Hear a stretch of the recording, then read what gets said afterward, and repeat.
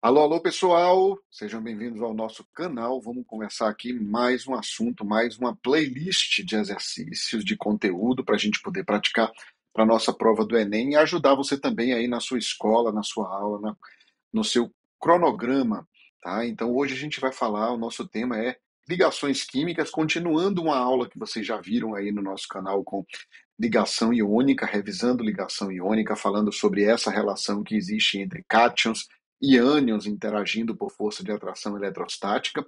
Quando a gente tem a interação entre esses dois, a gente tem a formação do retículo cristalino, a gente estudou lá o ciclo de Born-Haber, como as ligações são feitas. Se você ainda não viu essa aula, vale a pena assistir essa aula, até antes dessa aqui de ligações covalentes, tá bom? Então dá um pulinho lá, você vai encontrar algumas bases, alguns alicerces da teoria geral das ligações químicas que a gente já falou, e a gente pode usar isso daí como recurso para a aula de agora, que a gente vai falar de ligações covalentes, tá? Então, seja bem-vindo. Vamos começar então o nosso bate-papo aí em ligações covalentes, turma. Olha só, as ligações covalentes é mais um tipo das ligações, das interações que acontecem entre os átomos. Essas interações que acontecem entre os átomos, então, elas vão depender do tipo de átomo que a gente está relacionando. E, essencialmente, a gente vai dividir esses tipos de átomos em função da eletronegatividade. Então, quando eu digo que dois átomos vão fazer uma determinada ligação, a razão da gente estar falando isso é em função da diferença de eletronegatividade que existe entre eles. Essa diferença de eletronegatividade, então, é que vai determinar se a gente está falando a respeito de uma ligação iônica, de uma ligação covalente e de uma ligação metálica, que vai ser a próxima aula nossa. Tá? Hoje a gente está falando de espécies que apresentam alta eletronegatividade e, consequentemente, eles vão apresentar um alto potencial de ionização, ou seja, eles vão ter ali uma grande dificuldade da gente arrancar os elétrons, então são átomos que apresentam uma grande tendência para compartilhar os nossos elétrons. Então, ó, esse compartilhamento de elétrons vai acontecer em função da gente ter dois átomos que, na verdade, querem ganhar. Então, se os dois querem ganhar, nós vamos fazer aqui um compartilhamento de elétrons. Tá? A razão disso, mais uma vez, é a diferença de eletronegatividade. Está lá na primeira aula de ligação iônica. A gente, inclusive, pode entender uma ligação iônica como sendo o extremo de uma ligação covalente. À medida que a gente vai aumentando a diferença de eletronegatividade, a gente vai aumentando esse caráter iônico até que chega um determinado momento em que há a transferência de elétrons de uma espécie para outra espécie, tá? Quando essas duas espécies, então, quando esses dois átomos que querem ganhar os elétrons se juntam, então, vai acontecer uma interpenetração dos orbitais, esses orbitais agora vão ficar juntos e a gente vai criar uma grande nuvem para esses dois átomos. Grande nuvem essa que vai fazer com que a gente tenha ali uma um uso mútuo desses dois átomos com esses elétrons agora que foram compartilhados.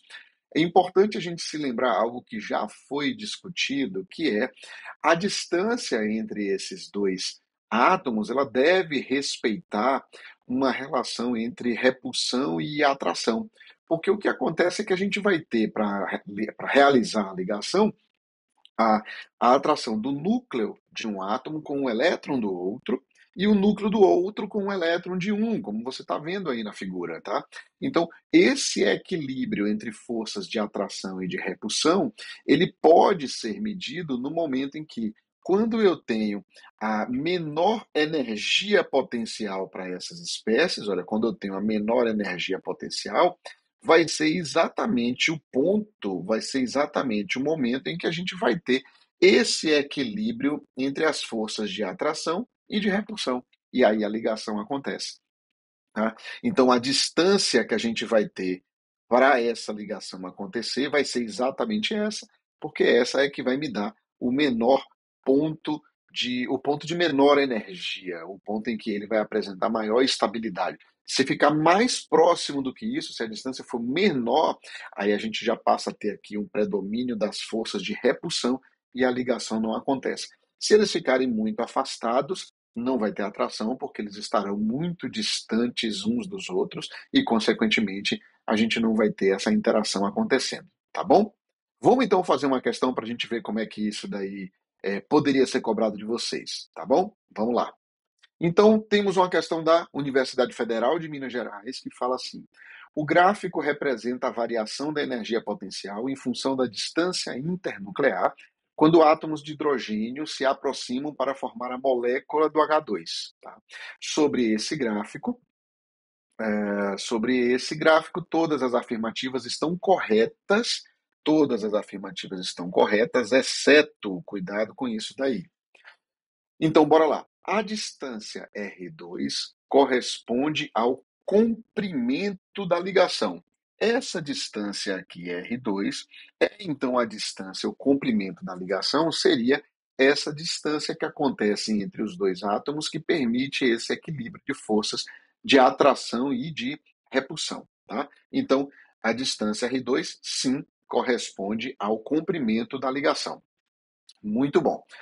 A energia da ligação é menos E2. Então aqui a gente tem, turma, olha aqui, ó, menos E2 aqui, já no campo negativo. Então o valor de menos E2 é o valor da energia potencial em que essa ligação acontece. Portanto, a gente tem aqui verdadeira essa proposição, não marca, lembrando que eu quero a errada. Letra C. A estabilidade molecular é máxima em R3. Ih, turma, olha só. Em R3, a gente tem aquele momento em que a distância já está menor do que aquela que me dá a energia potencial baixa e, consequentemente, há o predomínio das forças de repulsão. Então, a estabilidade molecular, a estabilidade máxima não é na distância R3, mas sim na distância R2. Essa proposição é falsa e, portanto, essa é a resposta da questão. Mas vamos continuar, né? Estamos estudando. Então, letra D de dado. Os átomos estão isolados na distância R1. Olha, eles estão muito longe um do outro, então eles estão considerados como sendo átomos isolados, ok. E os átomos estão ligados em R2, que é naquele ponto onde a gente tem o menos E2. Então, verdadeira proposição, a gente não marca essa. Então, a resposta para essa daí é a letra C. Tudo bem? Ficou claro? Vamos continuar. Então, uma vez que a gente sabe como é que essas ligações elas podem se processar, em que momento elas se processam, em que momento elas acontecem, a gente precisa agora saber o porquê. A gente precisa saber quando é que como é que a gente vai realizar essas ligações, tá? Nós temos essencialmente três tipos de representação para as substâncias moleculares. Nós temos essa primeira aqui que a gente chama de fórmula, uma fórmula molecular. Essa é a fórmula molecular. Nós temos essa de baixo, que é onde mostram os elétrons, que ela é chamada de fórmula eletrônica, chamada de fórmula eletrônica ou de Lewis, né? Ou de Lewis, fórmula eletrônica ou de Lewis, ou quando a gente vai representar, pegando aqui, olha, o par de elétrons que está sendo compartilhado, transforma esse par de elétrons num traço entre os dois átomos, e aí a gente passa a ter a chamada fórmula estrutural. Tá? A chamada fórmula estrutural. Então eu tenho três maneiras da gente fazer isso daí. Então, vamos lá. Como é que a gente faz para poder encontrar essas fórmulas, para a gente poder representar essas fórmulas? Então, eu quero fazer a ligação entre dois átomos de cloro. Como é que isso daí vai acontecer, Júlia? Eu falei assim, não, isso é muito tranquilo, a gente vai fazer o seguinte. Então, preste atenção, se você não entender, volta o vídeo, mas é bem importante que você saiba fazer isso, tá bom? Então, fica de olho aqui. Quando a gente pega o elemento químico cloro e eu faço a distribuição do elemento químico cloro, eu tenho a distribuição que vai ser 1s2, 2s2, 2p6, 3s2 e eu tenho 3p6. 5, tá? Eu vou fazer uma coisa aqui interessante, tá? Preste atenção. Eu vou colocar essa configuração aqui final 3S2 3P5 de outra cor, para você identificar comigo que nessa última camada aqui, na terceira camada, na camada KLM de macaco, na camada M, nós temos 7 elétrons de valência, tá? Nós temos então 7 elétrons na última camada do cloro. Ora, se ele tem 7 elétrons na última camada, é mais viável do ponto de vista energético ele ganhar um elétron do que ele perder esses 7 que ele tem para ficar com a camada anterior com 8 elétrons, né? A chamada teoria do octeto. Então é muito mais fácil, ao invés dele perder o 3s2 e o 3p5, ele ganhar um elétron para ficar com 3s2, 3p6. Então, isso, do ponto de vista energético, é mais viável para ele. Então, a gente pode resumir essa historinha dizendo: olha, o cloro, ele apresenta, por ter 7 elétrons na última camada, é mais fácil para que ele ganhe um elétron. E aí, se eu junto dois átomos de cloro, como a gente está vendo representado aqui embaixo, dois átomos de cloro, a gente tem esse átomo de cloro da esquerda e esse átomo de cloro da direita, ambos com 7, ambos querem ganhar um. Então, eles vão se juntar para eles poderem fazer esse compartilhamento de elétrons. Como é que você faz isso?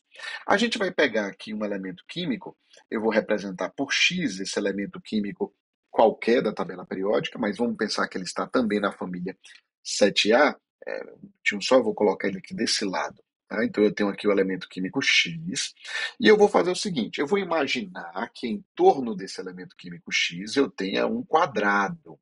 Eu tenho 4 lados, então, e eu tenho 7 elétrons para distribuir em torno desse quadrado.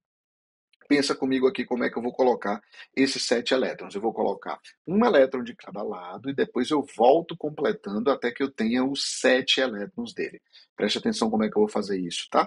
Lembrando, 4 lados, a gente tem 7 elétrons para distribuir, eu vou colocar um de cada lado e depois eu volto completando. Olha aí para a tela, preste muita atenção nisso. Eu tenho aqui, olha, Oi, Júlio, faz direito, preste atenção, desculpa, meu povo, foi para borracha. Tem nada não, eu resolvo isso aqui rapidinho. Ok, então eu tenho aqui agora ó, um elétron, dois elétrons, três elétrons, quatro elétrons. Então veja, eu botei um elétron de cada lado e agora eu volto completando até que eu chegue aos 7 elétrons. Então, 4, aqui eu vou para o quinto elétron, sexto elétron e sétimo elétron. Com isso, a gente consegue encontrar algumas coisas ali bem interessantes. O que são elas? Em primeiro lugar, nós temos aqui ó, um elétron desemparelhado. Ou seja, nós temos um elétron sem par. Ao mesmo tempo que eu tenho um, dois, 3 pares de elétrons, tá? Todos eles podem fazer ligação, Júlio? Todos eles podem fazer ligação, de um jeito ou de outro, todos eles podem fazer ligação. Então, se eu tiver um átomo de cloro aqui, e eu vou colocar agora os 7 elétrons do cloro, tá? Como a gente fez ali do lado, tenho aqui 7 elétrons, e vou desenhar um outro cloro aqui na frente dele, e vou colocar os 7 elétrons desse cloro da direita agora. Então eu tenho, olha lá, 1, 2, 3, 4, 5, 6 e 7. E agora, dá para você perceber que cada um desses cloros tem um elétron para poder fazer a ligação. Aí a gente tem, então, esse par de elétrons para poder fazer a ligação. Esse par de elétrons está representado aqui, ó, está representado aqui, por essa região, essa interseção entre esses dois átomos de cloro, então são esses elétrons aí que estão compartilhados. Perceba que quando a gente tem esses cloros, a gente tem aqui aqueles pares que eu te falei que não servem nesse momento para a gente fazer a ligação. Tá? Ficou bem ruim aqui essa imagem. Deixa eu apagar isso aqui. Ok, ficou melhor agora. Tá bom. Então ali a gente tem esses dois cloros. Aí cada par de elétrons desse que você compartilhou, então aqui, ó, cada par de elétrons desse vai se transformar em um traço entre os dois átomos. Então, cada traço desse que você encontra, a gente está falando que existe ali ah, um par de elétrons sendo compartilhado, tá? Tudo bem? Tá fácil até aqui? Vamos ver outros exemplos que vai ficar muito tranquilo para você. Tenho aqui, então, hidrogênio, H2, O2, o gás oxigênio, e nitrogênio como o gás nitrogênio N2, tá? Vamos lá, vamos fazer isso daqui. Eu vou então pegar hidrogênio. Eu sei que o hidrogênio está na família 1A, então ele tem um elétron aqui na última camada. Vou colocar um outro hidrogênio aqui na frente dele e o elétron que ele tem eu vou desenhar por um X agora, tá? Muito comum a gente ver nos livros didáticos essa bolinha e esse X representando as ligações, perdão, representando os elétrons, tá? Representando os elétrons. Então, tenho aqui um xizinho, ok, muito bom. E aí agora, o que vai acontecer é que esses dois átomos de hidrogênio, eles vão compartilhar esse par de elétrons que está aqui, e aí a gente representa esses dois hidrogênios agora, fazendo hidrogênio, um traço, outro hidrogênio. Então aí eu tenho a minha fórmula estrutural. Tá? Lá em cima, como H2, eu tenho a minha fórmula molecular, tenho minha fórmula molecular, e aí eu tenho a minha fórmula eletrônica no meio e a fórmula estrutural embaixo. Esses dois átomos de hidrogênio, então, pessoal, eles estão fazendo aí uma ligação simples, tá? Nós temos aqui uma ligação, nós temos uma ligação simples. Ligação simples significa que a gente está falando apenas de um único par de elétrons envolvidos, tá? Uma única ligação. Temos uma ligação simples. Bom, esse caso de uma ligação simples, ele é diferente se a gente estivesse falando aqui do oxigênio. O oxigênio já está na família 6A. Estando o oxigênio na família 6A, deixa eu desenhar ele melhor aqui. Estando o oxigênio na família 6A, ele tem 6 elétrons na camada de valência, e a gente vai colocar esses 6 elétrons desse jeito aqui, preste atenção. 1, 2, 3, 4, volto completando, 5, 6, fechou. Eu volto completando para qualquer sentido que você queira, para qualquer lado. A aula de hoje não está focada nisso daí não, tá? A aula de hoje é só para você entender. Depois isso será, sem dúvidas, aprimorado. A gente vai lapidar esse conhecimento aí, tá? Então, isso daí é só para a gente entender o início das ligações, tá? Então, esse alicerce mesmo que eu quero. A gente sabe que existem situações onde a distribuição não é feita desse jeito, principalmente quando a gente fala com universitários, ou com quem está fazendo vestibulares que são mais concorridos, mas eu estou imaginando aqui que a gente está partindo bem do básico, ali um aluno da primeira série lá do ensino médio, meus queridíssimos alunos que estão vendo isso daí, meus alunos da segunda série que estão querendo dar uma revisada nesse conteúdo, também vai ajudar, mas eu sei que a gente tem outras formas de pensar. Mas isso ajuda bastante a gente ver esse alicerce aí. O meu objetivo é ajudar você, tá?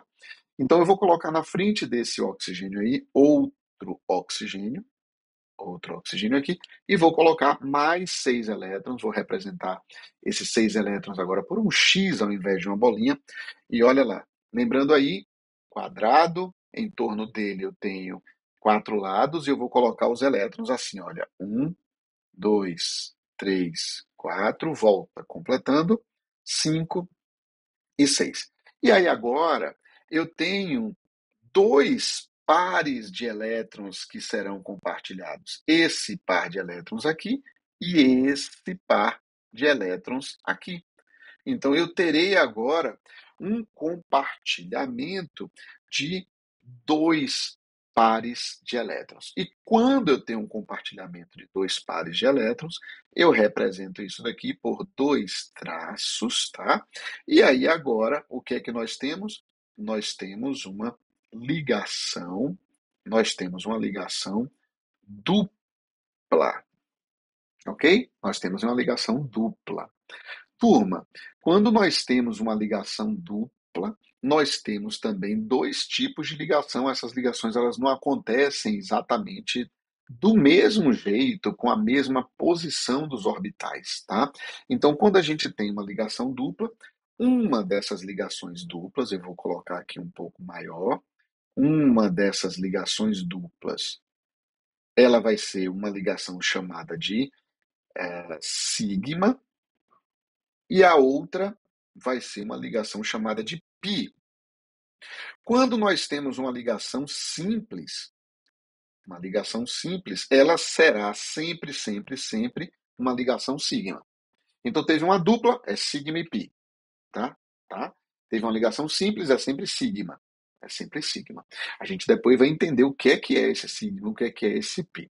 Por enquanto, a gente precisa entender apenas essa nomenclatura, a gente está ajustando aqui o vocabulário, então bota isso daí na sua caixinha de vocabulário.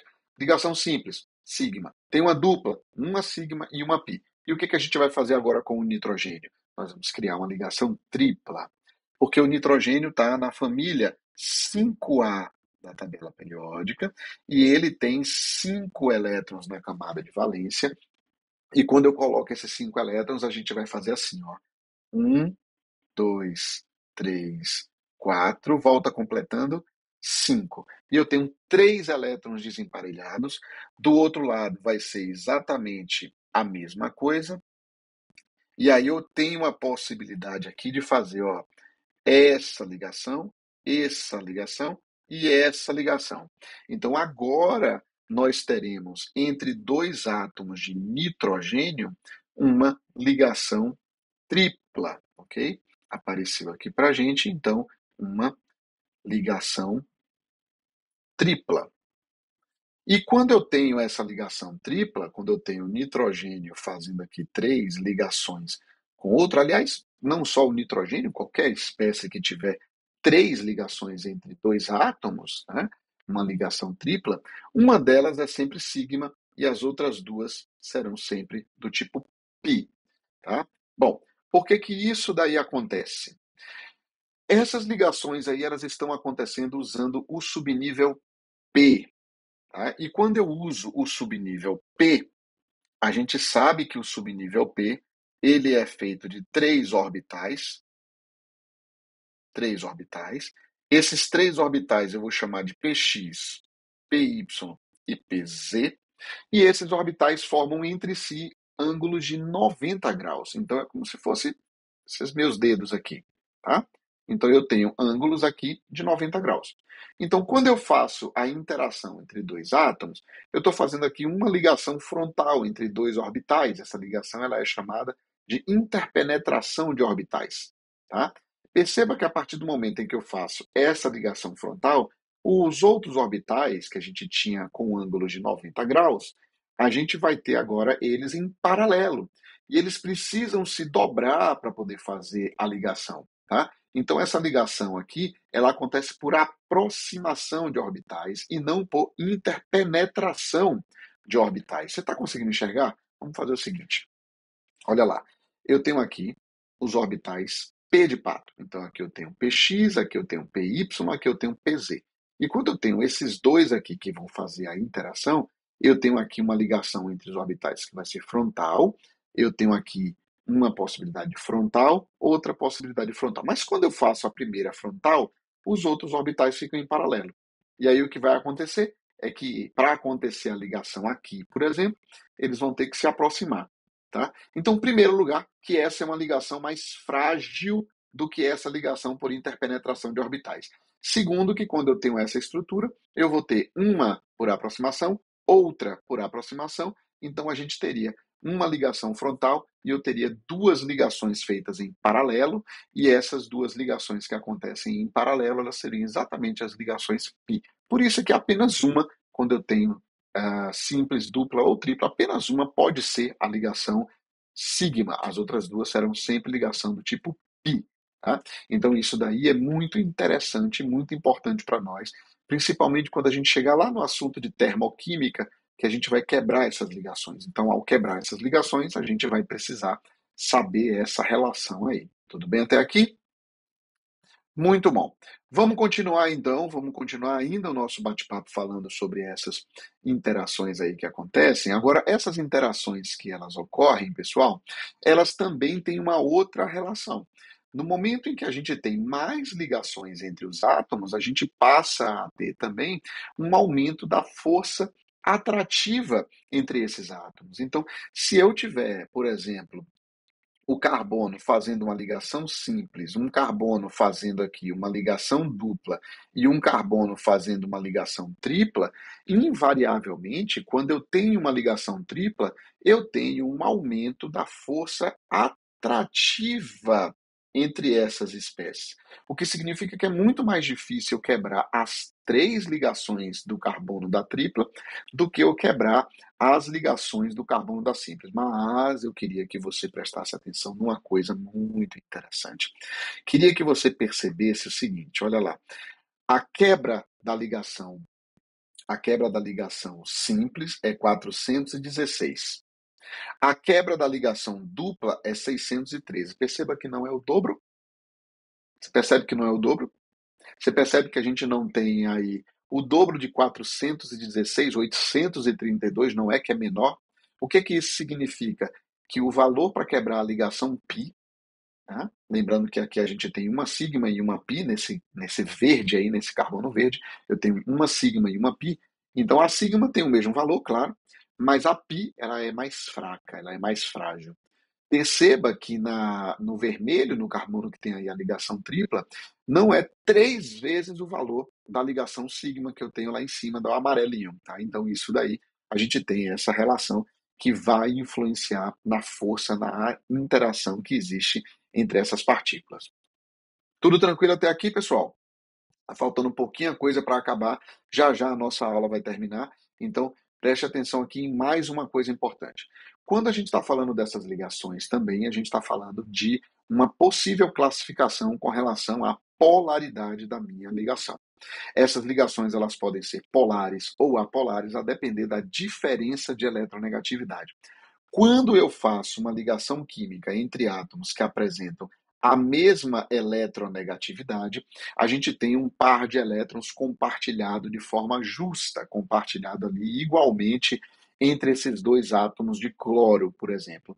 Mas se eu tiver uma interação feita entre o hidrogênio, que tem 2,1 de eletronegatividade, e o cloro, que tem 3 de eletronegatividade, aí a gente já não tem zero de eletronegatividade, a gente já tem uma diferença de eletronegatividade entre os dois, e aí o par de elétrons, se eu pudesse dividir aqui, olha, essa ligação no meio entre H e Cl, o par de elétrons fica mais próximo do cloro, o par de elétrons vai ficar mais próximo do elemento químico cloro, porque o cloro seria, então, mais eletronegativo. Então, teríamos aqui uma ligação dita polar, ok? Uma ligação polar.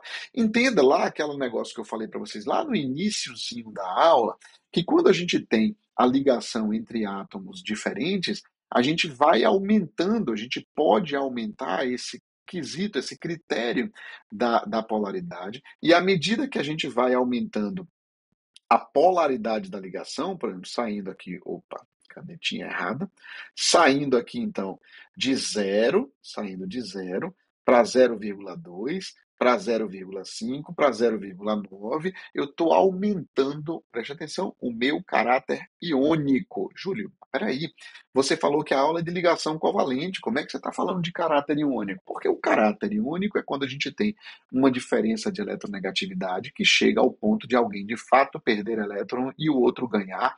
Não seria uma não seria um quesito, não seria um critério que a gente tem para avaliar essa interação. Então, eu queria que você pensasse que à medida que a gente vai aumentando a diferença de eletronegatividade, a gente vai chegando ao ponto de se transformar numa ligação iônica, que é esse terceiro caso que eu tenho aqui. Tá? Eu vou ampliar aqui essa figura para você ver comigo uma coisa muito interessante, que é o seguinte. Perceba essa linha pontilhada que está aí no meio do caminho e o par de elétrons azul. Né? Dá para você ver isso? Dá para você ver que à medida que eu estou aumentando a eletronegatividade, esse par de elétrons está se deslocando mais perto desse elemento aí da direita que você está vendo. Então, eu estou cada vez mais polarizando essa ligação, tá? O motivo da gente ter um aumento dessa polarização é porque a gente tem esses átomos com essa característica, tá? Então, isso daí é muito interessante, tá? Tudo bem então, pessoal? Então, beleza, nós vamos ficar por isso daí hoje. Tem continuação essa aula para a gente fazer a estrutura de moléculas maiores e continuar com a ligação covalente, mas por hoje é só, tá joia? Valeu, brigadão por vocês estarem aí. Grande abraço.